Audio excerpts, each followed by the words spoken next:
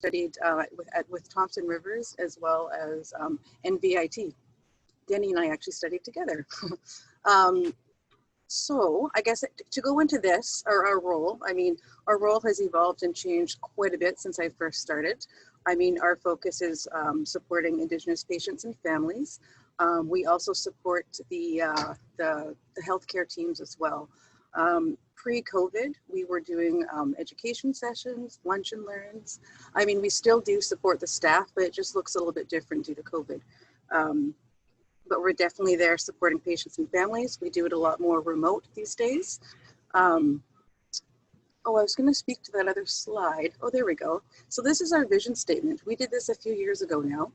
Our team vision statement is indigenizing healthcare, one person, one healthcare team.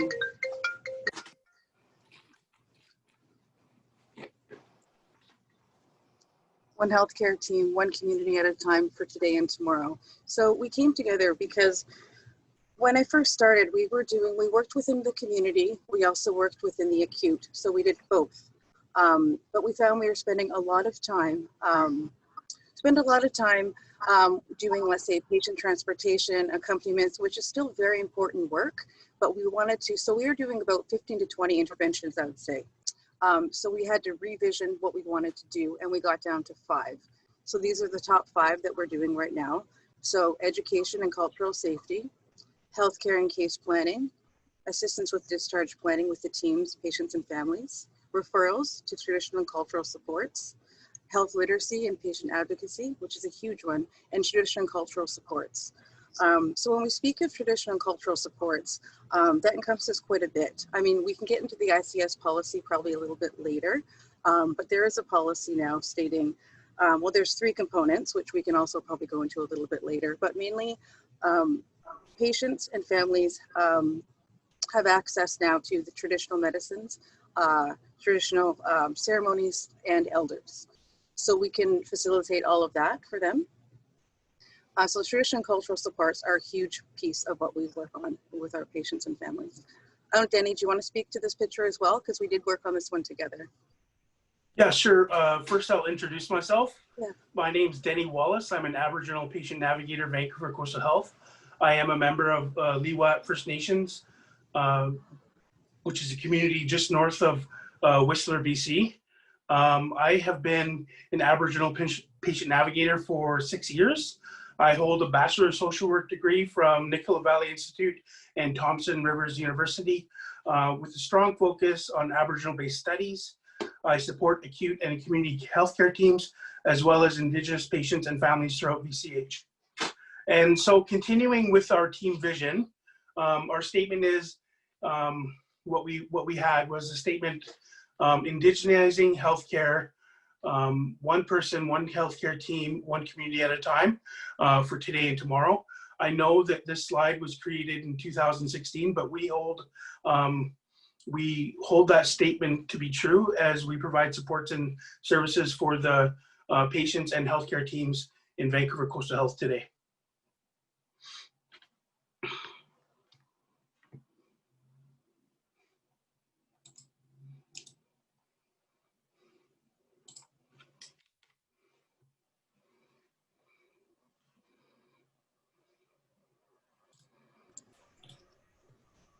Priscilla, do you want to introduce yourself now?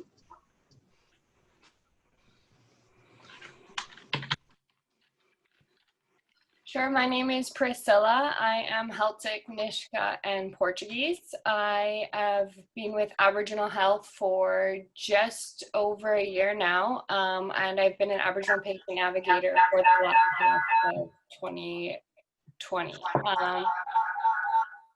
Before this, I was working with the elders here at Aboriginal Health, and I continue to do so in my role as an Aboriginal Patient Navigator. And today I wanted to speak about our team and a little bit of an expansion that we've made this year. So recently we've hired 3 new Indigenous patient care clinicians to work with us as a team. So we're no longer just the Aboriginal Patient Navigator team when you send a referral in, we're the Aboriginal Health team. And together we're going to be working with the IPCCs to give a bit of a more holistic approach to the support that we provide to patients.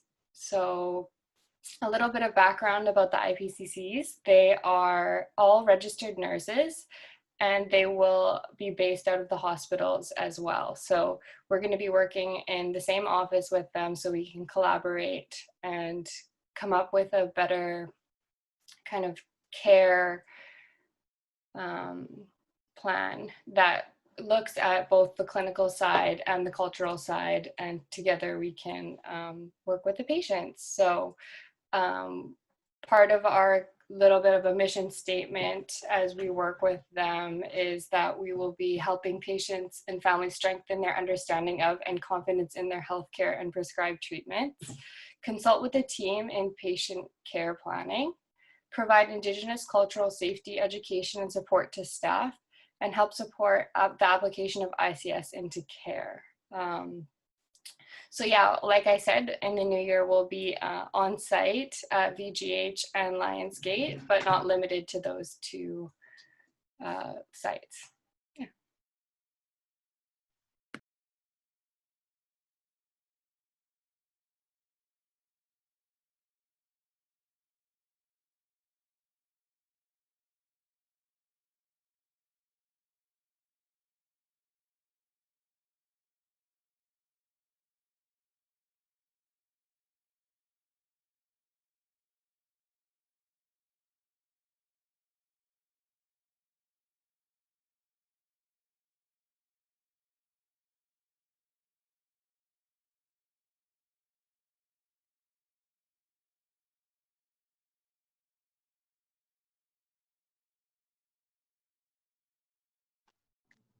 Hi everyone, it's Yuki here.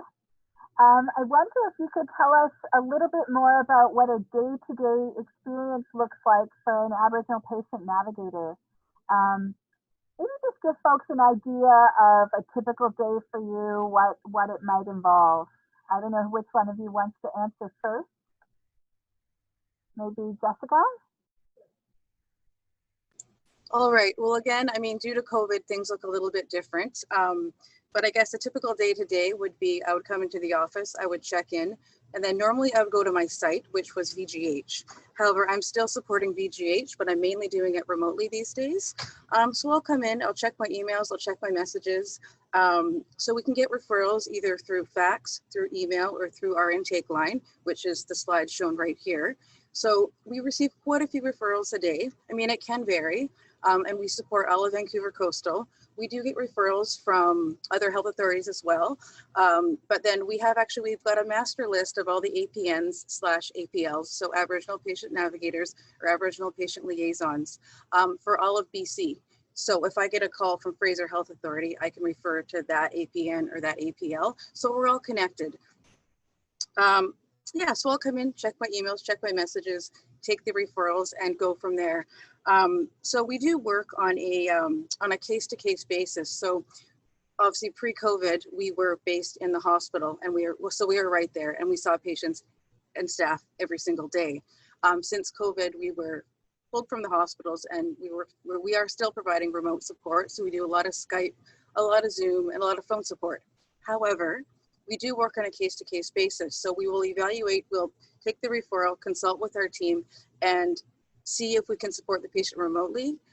Occasionally, the patient really, really needs to see a person or see an elder, and we'll facilitate that accordingly. Again, due to COVID, we've got to be very careful with sending our elders in. So, I mean, we have to assess the referral as a team. That's why we also have the clinical support as well. So we can decide, is this an appropriate referral to bring an elder in or not?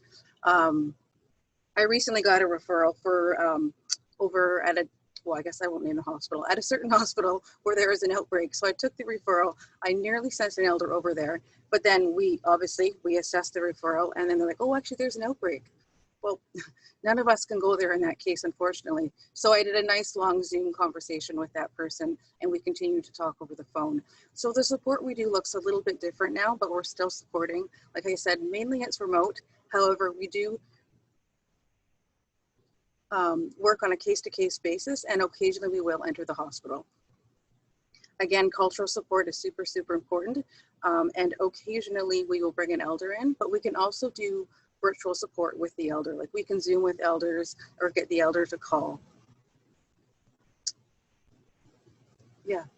Thanks, Jessica. That gives a better sort of idea for me to get an understanding, and I'm sure lots of other folks, I see lots of questions are coming in. We're going to get to questions in a few minutes, but maybe I could ask Jenny and Priscilla a question too, if that's okay, to sort of keep the flow going.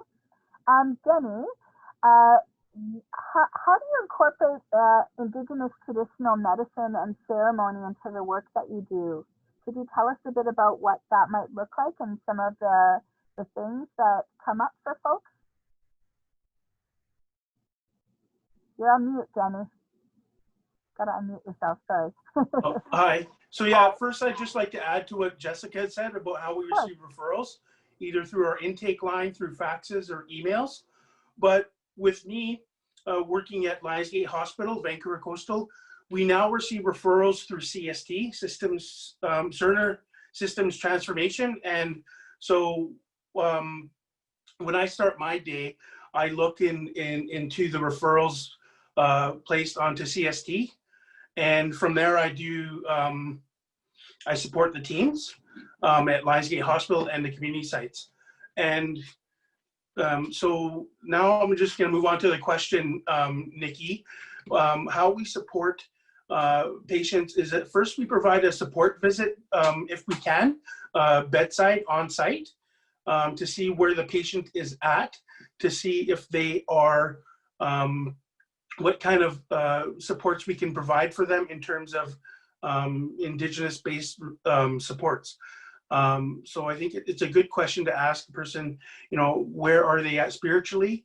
Would they welcome the support of an APN and an elder to do a ceremony for them? And if they are, we'll work with the healthcare teams, find out what their schedule is when they're in the acute site, and try to make an appointment for the patients to either come with us to a sacred space at acute sites, or provide on-site bedside support where the patient's at. Thank you.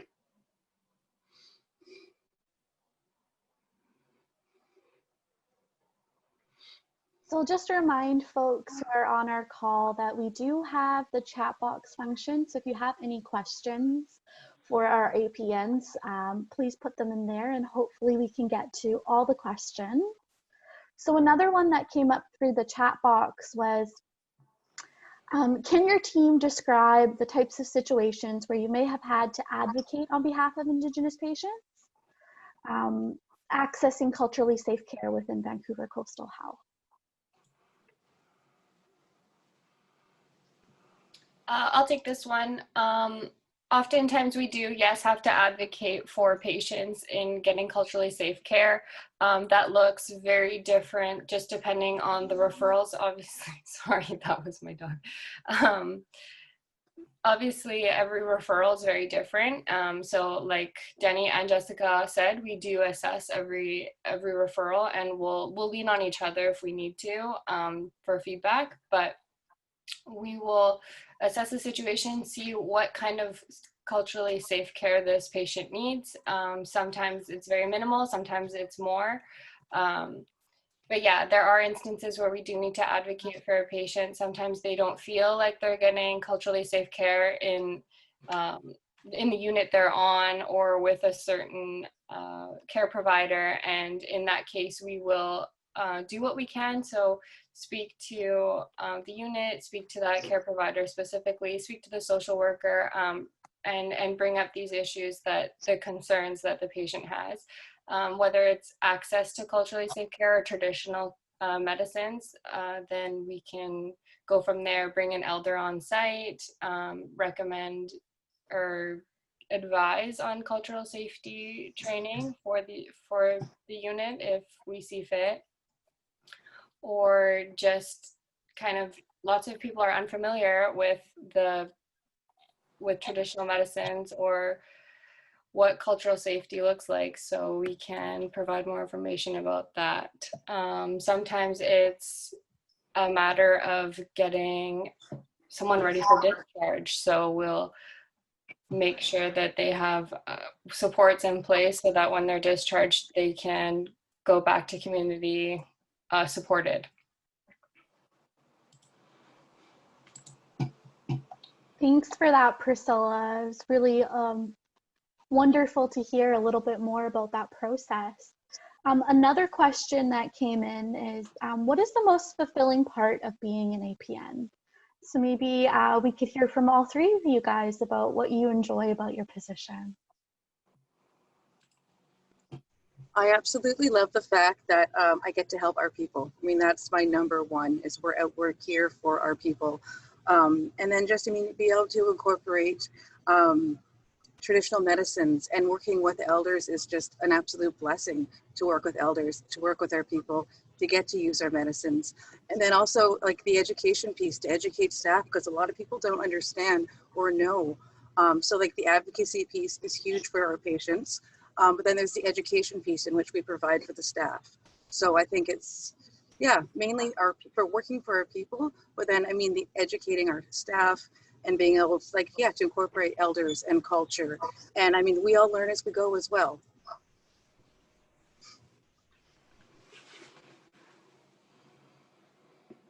Yeah, that's a really nice reminder. I think you're like kind of speaking a little bit to cultural humility, and just, I appreciate, Jessica, that you recognize that we're all learning and growing all the time. So thank you for sharing.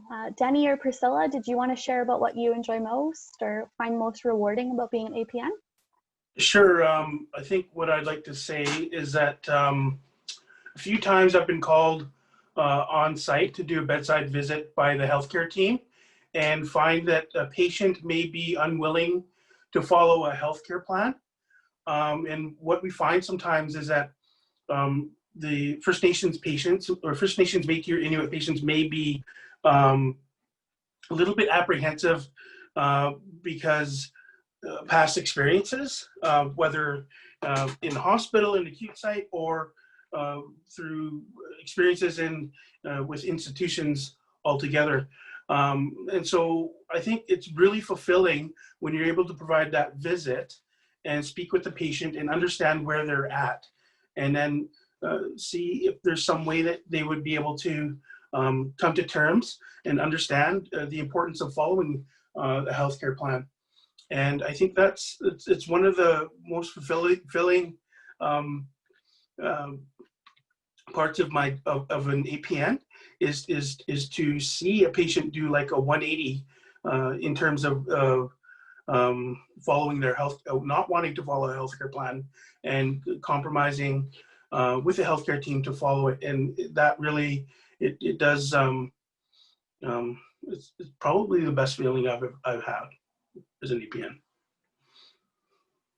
Thank you. Yeah, you guys are real pillars and part of, you know, creating that sense of safety and community for a lot of our Indigenous patients and clients at Vancouver Coastal Health. So I really, yeah, appreciate you sharing that, Denny. Priscilla, can we hear from you about what you enjoy most about being an APN? What is most fulfilling? Yeah, I would say the most fulfilling part, similar to Denny, is seeing the impact that our support has on patients. So, and not only ours, but like bringing an elder in and seeing how that can turn someone's day around. I've had a lot of instances where people are just down, and of course, at a time like this when visits are extremely limited, bringing an elder in to visit, to talk, to provide traditional ceremony like a smudge or a cedar brush down can really lift someone up. So bringing an elder in and seeing that turn someone's day around and kind of lift them up a bit, it's actually the most fulfilling part of it. And then maybe hearing back from a social worker, hey, this person really found that helpful. They've requested another visit later in the week. I love that. I love to see follow up and actually see that it's helping. There's so much to your care plan that this is just part of it. This is part of the care plan. This is the same. Yeah, I love that you mentioned that you enjoy working with the elders as part of, you know, something that the APNs do closely. So would you guys mind sharing a little bit more about how you involve the Vancouver Coastal Health Elder in Residence program and the elders involved with Aboriginal health in general with the work that your team does? I'll speak to this one as well. So when we get a referral form, lots of times it'll be like reason for referral. Someone will want cultural support. And when that's the case, I will reach out to whoever referred them and see if they can ask the patient if they'd be up for an elder visit. Some people are, some people aren't. I would say most often than not, they are up for it and excited about it. In which case we have lots of elders that work with us here at Vancouver Coastal Health from many different nations. So sometimes we'll pick an elder who is from a nation close to or the same nation as them, if that's what they're comfortable with. If not, we can go with someone completely different. Or an elder with lots of experience with whatever they're struggling with. So we bring an elder in when it's safe to do so or pre-COVID. And that elder can provide support, whether it's just talking, sharing a song, a cedar brush down, smudging when it's safe to do so. And that really helps people. So that's kind of what that looks like. A referral form, sometimes we'll just say visit with an elder and we can set that up. Sometimes it won't, and we'll ask if that's what is appropriate or what the patient wants. I just think it's so amazing that your team is able to organize that. I know for myself, having access to elders is just so uplifting. You know, this is hard work, and I raise my hands up to you guys for doing this really difficult work. And so just to know that you have that elder guidance and support with the work that you do is just so wonderful to hear. I think I could speak to the elders in residence. Oh, sure. Yeah. Because, well, Priscilla spoke to how the elders support patients, but the elders are also there for us, and they're also there for the VCH staff. Yeah, like, I mean, for example, Elder Roberta will come in. Well, I guess, again, we're kind of talking pre-COVID. Now we will have to space apart quite a bit. But yeah, the elders are also there to support staff and to support us. For example, let's just say I had a really tough patient experience with a patient, let's say an end of life experience, which I'm still fairly new to. I'm getting used to it, but it's still fairly new, and those are pretty hard situations. Just as an example, an end of life situation, I can consult with, if I'm feeling really upset, I can consult with Elder Roberta and be like, give her a little call, like do you have a moment to speak with me? Most likely she will. She's pretty busy, but I mean, there's also, we had pre-COVID, we had scheduled times where she would come into our office bi-weekly and we'd set up appointments so she'd be available for us, to support us. She could do a smudge, she could do a brush down. Pre-COVID, we could hug, like I could cry on her shoulder if I needed to. So just the elders are also, they're there for the patients, but they're also there for us as staff. And I think that's very, very important. Thanks for sharing.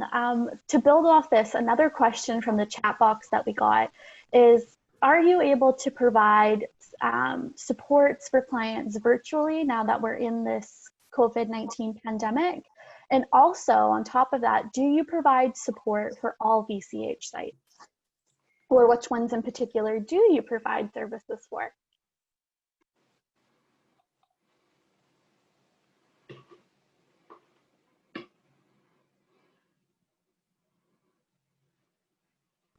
We provide support for all of Vancouver Coastal Health. And we can provide remote support. We're doing obviously a lot of remote support due to COVID. And obviously there are some VCH sites that are a lot further away. I mean, the main ones are LGH and VGH, but I mean, we can go to, well, we support all of Vancouver Coastal Health though. But those are the two main sites we go to, but we can support all. And definitely remote support for every single site and place. Recently, the virtual support has been looking like maybe a Zoom call. Lots of the units have tablets that they can provide for the patients to have a quick Zoom call with us, or a phone call if they're not comfortable or having a hard time getting on Zoom. Lots of times we'll just do a phone call. It's not the same, but it's the best we can do in some cases.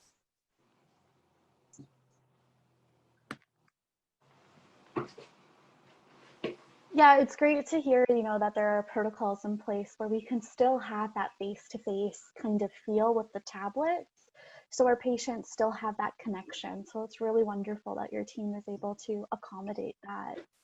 Another question from the chat box is, how can staff continue to support clients using Indigenous practices, especially from the lens of a non-Indigenous staff member? So are there some resources that your team knows of, or perhaps can they reach out to you if they have questions? Yeah, for sure. So people don't have to, like, if you don't have a referral form to share with us, you can still reach out to us at the email or the phone call or a phone number and give us a call. And if there's something that you need clarification with, or just a simple question about cultural safety or providing care for Indigenous patients, we're happy to answer those questions to the best of our ability. In addition, if I can add to that, several years ago, the Aboriginal Health Aboriginal Patient Navigator program had provided a booklet that gave some information about how to support First Nations, Métis, or Inuit as they come into site. That was a hard copy book. We also provided links to download the Cultural Resources Guide. It's available both for Android and Apple products. And you might want to look on our VCH website for those links, so you can download. They're pretty user-friendly downloads. They're available for smartphones as well as for your laptop or your computer. Thanks for sharing both. Yeah, I think it's that combination for folks to, one, reach out to your team, but also to do a little bit of research as well. And it's great to hear that those resources are available. Another question that came from the chat box is, folks were hoping if we could get a little bit more detail on what the referral process looks like. So perhaps you guys could describe what an incoming referral looks like. Is there documentation, paperwork, etc.? Yeah. So we do have a referral form. I believe we've just updated it and it will be on the website. We also have the phone number here on the screen. If you don't have a referral form handy and don't want to fill one out, you can call that number and we will do our best to fill it out for you, or send the referral form to the fax or email that's on the referral form. Just to give you a better idea of the questions asked on the referral form, it'll be patient, or your name, referring agent, a contact to reach you, patient name, PHN, date of birth, nation if they know it or want to offer that information. And yeah, so just so we can get a general background, and then we'll follow up. And we've updated the referral form because we've expanded to a team with the Indigenous patient care clinicians.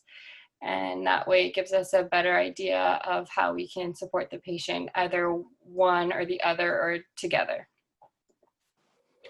If I can add to that as well, the Aboriginal Patient Navigator program is barrier-free. So if there's a patient in your ward who identifies as being First Nations, Métis, or Inuit, as long as they identify as being Aboriginal, we will support them.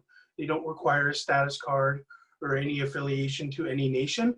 As long as they identify that they are Aboriginal, we will support them.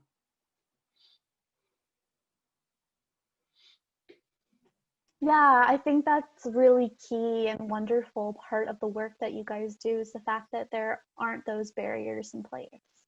It's very decolonized approach to work with anybody that identifies as First Nations, Inuit, and Métis, and so it's really great to hear that. There's lots of questions in the chat box around who can access these services, so thank you, Denny, for bringing that important point up. Another question that we have from the chat box is, what are some of the more difficult portions of your work, and how can VCH staff support you guys in the good work that you do?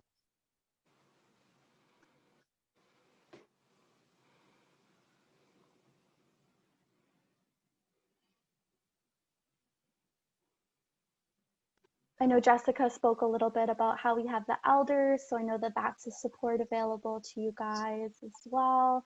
I don't know if you want to talk a little bit more about the elders or other ways that you guys find wellness in the work that you do. If I can add to that, when we ask our elders to come in, generally the elder will ask the patient where they're from. And I think that's important, that they make those connections, because identity really speaks of the person, where they come from, what their practices might be. I know that when I've asked one of our elders who's from Statliam Territory, Liwat, Elder Saislam, to come in and provide support, we will provide a ceremony, but usually the elder will include a song or a prayer. And it's important because as I am Liwat as well, I find that when elder sings one of our songs, and I know the song, I always find it really, I really enjoy joining in with the elder and singing our songs, because it's a strong message that, you know, we are a people and we have maintained our cultural traditions, and that speaks strong to identity.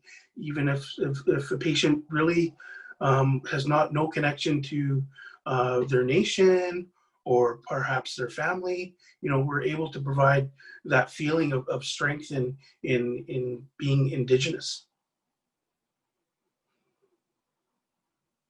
Yeah, I think that's so important, Denny. And what you're really reminding me of is the fact that as Indigenous people, we have methods and ways to keep us well that we've known since time immemorial. And so to hear you say that there's so much power in elders working with your team and bringing that music and bringing that medicine, just how uplifting and powerful that can be. So I really appreciate you sharing that.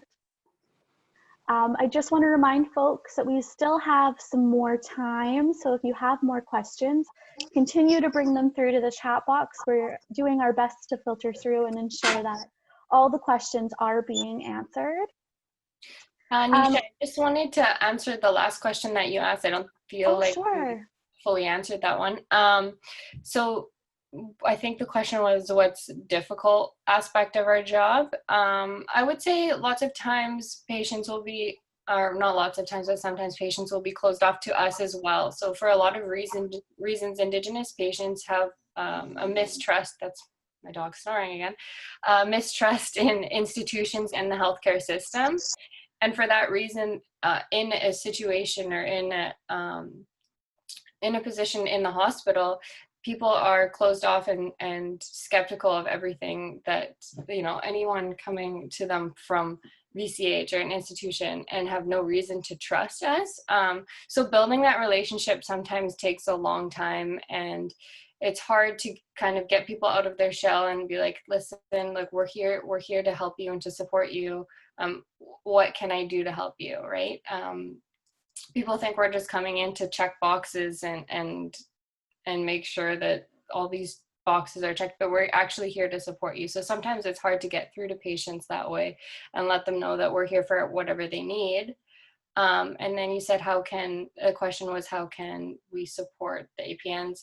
And that's kind of a question that's like, how can we support each other?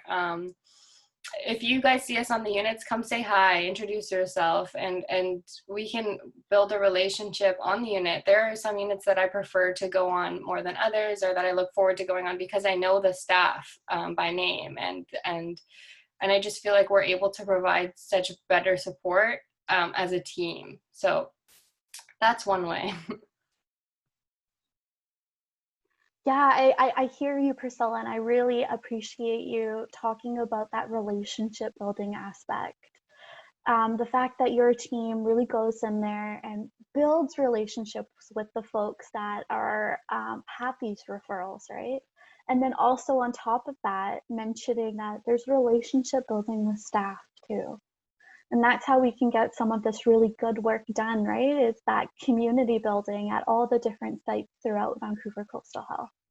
So really appreciate you mentioning that. Denny, Jessica, did you guys want to build on that at all about how you find support in the work that you do, or what you find maybe more difficult about being an APN?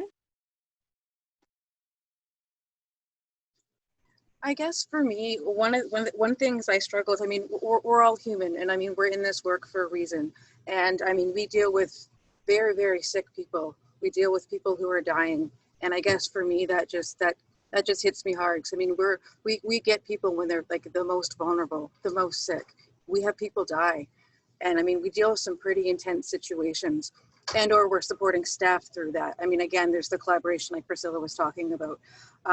But yeah, I mean, we're in the hospital. We're working with vulnerable people, sick people, dying people. And I mean, for me, that just hits my heart. And again, it goes back to having the support of our staff as APNs, the staff at the hospital, and our elders too.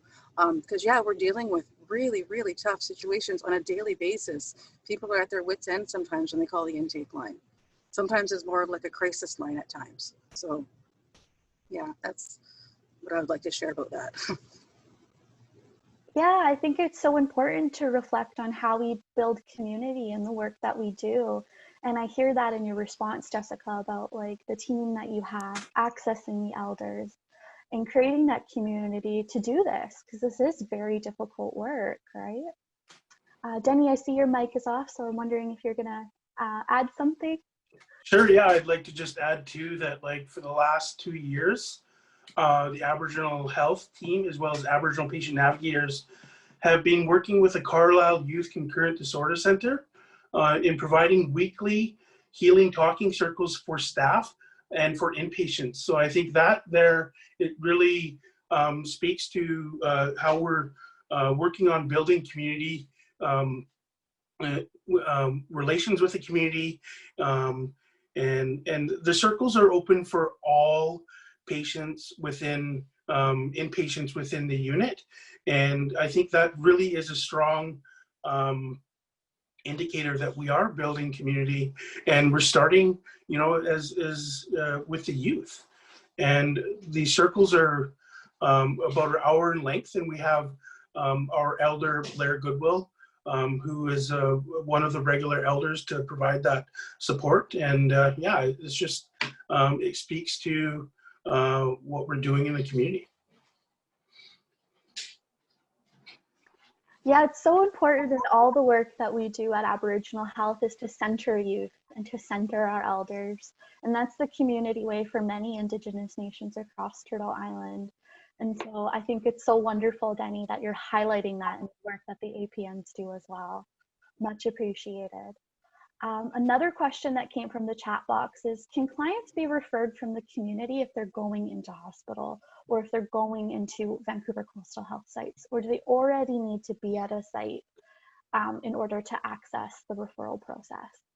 I'll speak to this one. No, yeah, so yeah, they can be referred from community if they're heading into the hospital, and that is a call that we get a few times a week, is maybe from a band. So VGH in particular is such a hub hospital of BC, and so of course we get a lot of patients coming in from further up north. There are a lot of challenges that come with that. Lots of times there is no support system coming with the person, or if there is, it's one person or one family member allowed to come with them. So lots of times we'll get a call from a community up north saying, hey, we have a patient coming into VGH and they don't have a support system there. Can you help them? And yes, the answer is yes, we totally can. And so they'll tell us, oh, they're coming in on Thursday. And so we'll make a note of that, and we'll call the hospital and try and locate that patient in VGH on Thursday and connect with the social worker. But it's not always about the formality of filling out the referral form and sending it in, right? So if you have, even from just local community, we had a call a couple weeks ago from an inner city clinic saying, we're sending someone into the ER. She's very nervous. Can someone go there? And so I sat with her in the waiting room and kind of navigated through the emergency room with them. And yeah, so we definitely appreciate community referrals of people coming into the hospital, and that just helps us connect with the patients even sooner.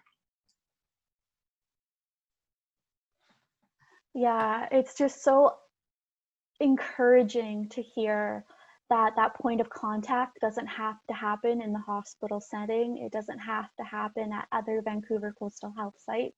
So outside of the hospital, that your team can begin that engagement and that support work really early on. And Priscilla, I really, again, I'm using this word, I'm just so appreciative of the work that your team does, but I really appreciate you saying, you know, a lot of our community members coming down to access services from outside of their own communities, right? Just reflecting on how important it is that your team is there, because there's not always a support person, especially under our current health pandemic of COVID-19, right? And so it's really wonderful to hear that. Another question from the chat box, if we could switch it more towards Vancouver Coastal Health employees, is earlier your team had mentioned that you do some education as well. And so if you could describe a little bit more about what kind of educational services you provide to Vancouver Coastal Health employees, what that looks like, and is there a referral process? Is it just an email, or is it something a bit more? I can speak to this one a little bit. So again, I keep saying pre-COVID, but pre-COVID we did, so we were part of the regional orientation. So we did a presentation there. We did lunch and learns. We could even just hop on a unit if somebody, because you know, people can't, a lot of times they can't leave the unit, right? So we would do a lunch and learn, or we would just pop on the unit and do a quick little like 15-minute, like this is what we do, this is how we can support. Do you have any questions? People can kind of come and go. So we have to be accommodating, obviously, to the hospital setting. So yeah, lunch and learns, presentations. We got a lot of requests for presentations. So now we've been talking about this. I think moving into the new year, we can do this again, but we're gonna do it virtually during COVID-19.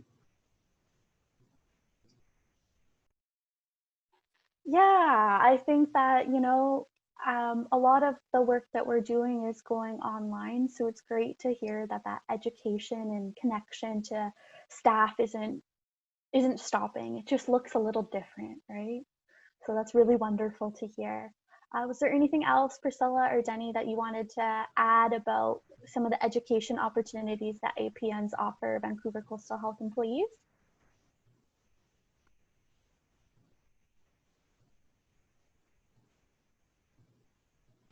I guess I can add a little bit. I think one of the other parts of the question was the referral process. So there isn't an actual referral form for that. I mean, if a unit or a staff member wants to learn something or wants a presentation, I would just say contact us again, either through the intake line or through the email, and we can arrange. Yeah, you guys make it nice and simple, and I appreciate that, that you're always available. You know, I send you guys a quick email and there's someone on the other end. And so it's really wonderful that it's such an easy process to ask for these kinds of educational opportunities. So that's great to hear as well. We are kind of nearing the end of our Q&A period, so we might have time for maybe one or two more questions. So another one that came from the chat box, a little bit of rewording, is what is the most critical part for non-Indigenous people working in healthcare to ensure that the VCH ICS policy is respected and implemented. So maybe we could start, if you guys would like to talk a little bit about what that policy is. And then from there, we could maybe discuss a little bit more about how that looks in implementation.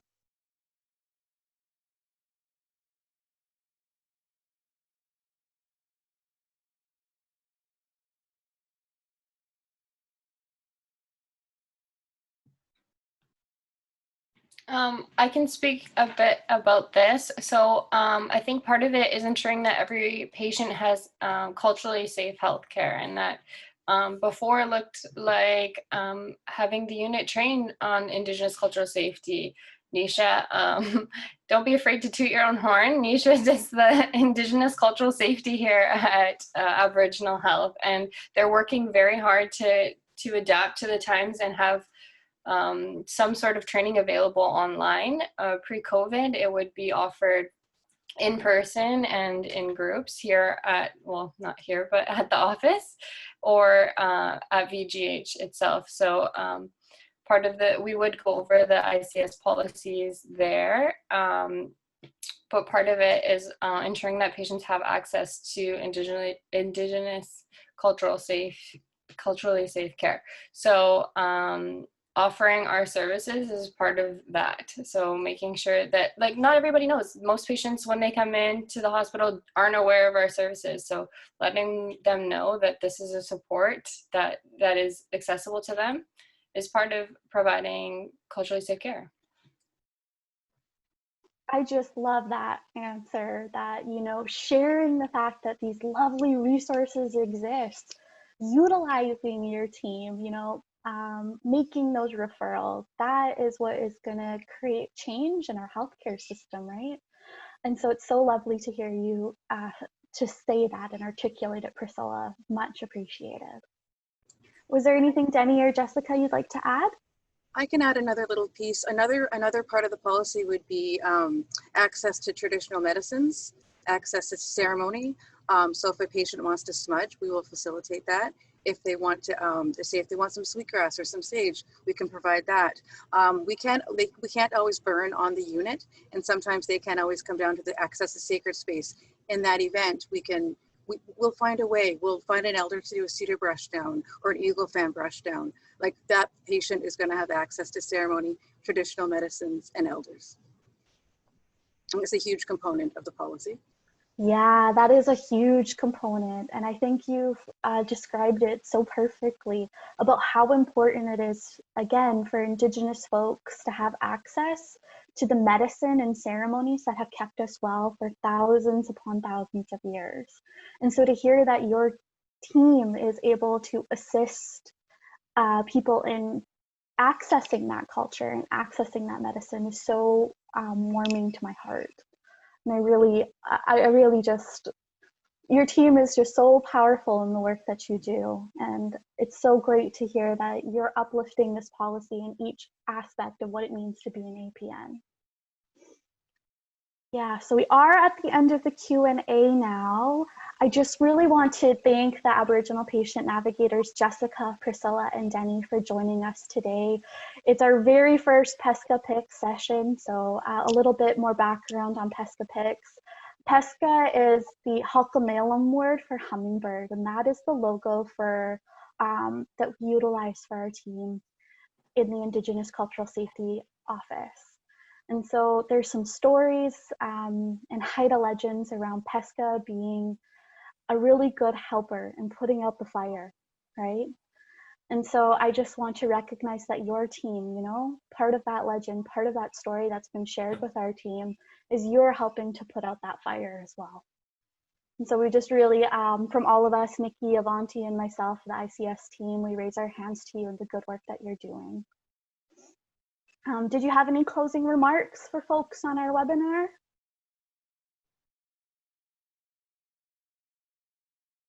I just want to say thank everybody for joining. Like, I can see we have a lot of participants. Makes me a little nervous knowing that there's so many people watching us right now. But and just all the questions and inquiries about, like, our program and what we do and how we support. I just think it's amazing about just that you're all here, you're all watching, and you're all asking questions and inquiring, because the word needs to get out that we are here and what we do. So thank you. Yeah, I'd also like to thank everyone for joining. Seeing this participation, it excites me. And you saw our faces, we didn't see yours. So if you see us on the units, come say hi.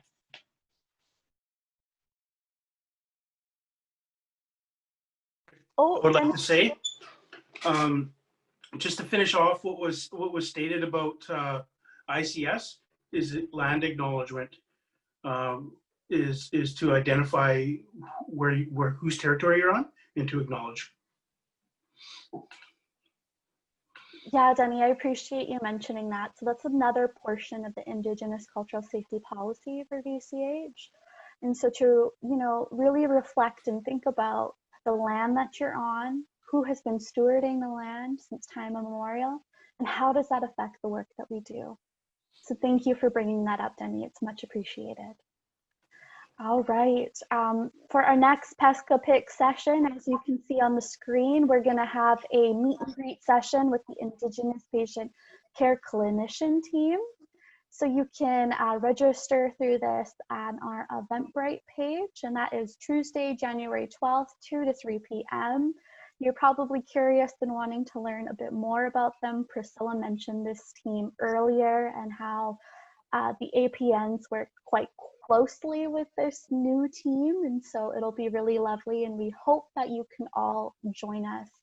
Avanti has also put the link in the chat box, so feel free to just click in the chat box and it'll take you directly to the page to register for this event. All right, for folks who are on the call, again, I just want to share that this is going to be recorded. And so if you have teammates on your site that would really benefit or would like to learn more about this team, feel free to share this link when it becomes available on the Vancouver Coastal Health intranet site with whoever might be wanting to learn more about the great work that the APNs do. All right, folks, I think that about wraps it up again today. I'm going to raise my hands one more time to our good team here and the work that you're doing. And again, we're so grateful that you joined us for this session. And have a lovely day to everybody else on our call.